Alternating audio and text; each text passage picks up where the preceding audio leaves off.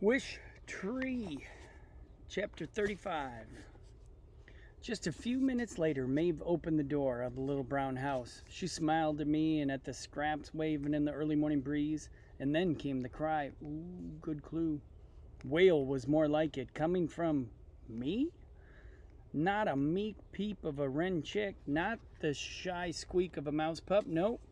This was a cry of a righteous indignation. This was a baby. I saw that one coming. Chapter 36. The baby had a note attached to her blanket. Happily, Maeve tried to read it out loud. It was in Italian, she murmured. Only later, when she consulted, so she asked one of her patients, did she understand the meaning. Please give her the care I cannot. I wish for both of you a life of love. The baby's hair was black. Maeve's was red. The baby's eyes were brown. Maeve's were blue. The baby was Italian. Maeve was Irish. They were made for each other. Maeve named the baby Amadora, which meant in Italian, the gift of love. Perfect name. Chapter 37. Many in the neighborhood didn't approve of an unmarried Irish woman raising an abandoned Italian baby. People talked as they did, and they tissed as they must. Some people were even angry. They said hurtful things. They told Maeve that Amadora didn't belong. They told Maeve that she and the baby should leave. Maeve merely smiled, held Amadora close, and waited and hoped. On dark nights, when hope was scarce, she would sing an old Irish tune mixed with a newer Italian song that she had learned from a neighbor. The melody was sweet, the words were silly. The effect was always the same, a smile from Amma. Sure enough, the longer Maeve waited, the kinder people grew, and before long, Amma, as she came to be called, was as much a part of our messy garden as the rest of us. When Amma was old enough to feed Squibbles and his family, she did. When she was strong enough to climb me, she did.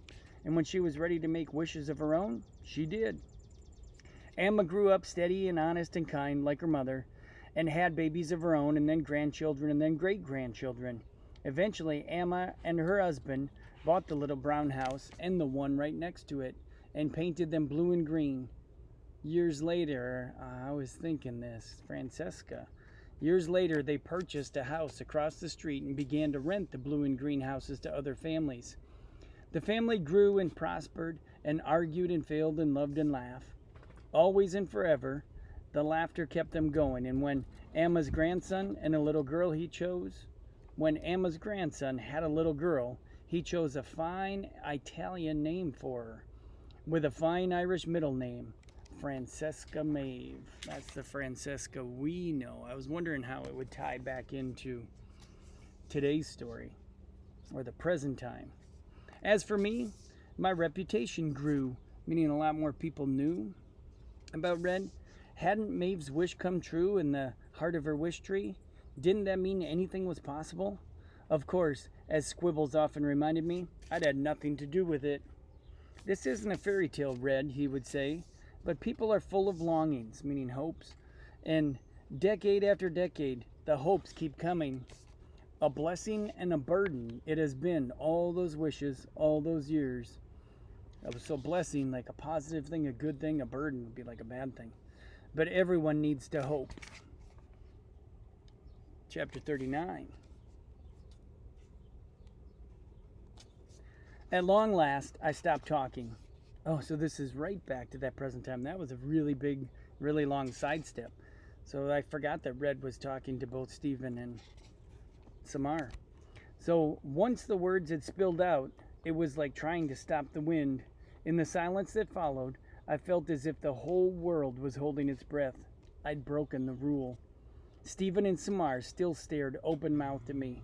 They looked as rooted to the ground as I was, so they didn't even move. Neither had uttered a sound while I told my story. The front door to Stephen's house opened. "Stephen," called his father. "What are you doing, young man?" Stephen leapt to his feet. Here I come, Dad. Night, Samar." "Night, Stephen," she said. Stephen dashed toward the porch, but stopped halfway. He spun around to look at me. "Thanks," he said in a quizzical voice, using the same tone he might have used if Bongo had just made him pancakes. The door slammed behind him. Samar stood holding her blanket to her chest. I know I must be dreaming, she said. She headed to her own porch and eased open the door. I just wish, she added a smile, that I didn't have to wake up. So she was having a good time. I'll do one more short, 140. Almost instantly, I regretted what I'd done, so Red felt bad about it. I'd broken the rule, the biggie, meaning the biggest rule. I'd deliberately spoken to people, and not just a few words. I'd spoken a river of words. It wasn't like that frog in the mailbox. I hadn't broken the rule accidentally. I'd broken the rule because I wanted something. I wanted to matter. I wanted to do something meaningful before I died. I'd done it for myself. After the shocked babies and their equally shocked parents were safe, ensconced in their dens, like hidden in their dens, I admitted my feelings to Bongo. I waited for her to yell at me. Bongo's good at yelling, extremely good. You might even say she has a gift. Why did I do it, Bongo? I murmured. Why? She flew to home plate. She stroked my rough bark with her sleek head. You did it, my wise old tree, because you had a story to tell. It was foolish, I said. I'm not supposed to be foolish. Not so foolish, Bongo said, just hopeful. And everyone needs to hope, Red. Even wise old trees. So there's Bongo rubbing his head against Red. Little hug.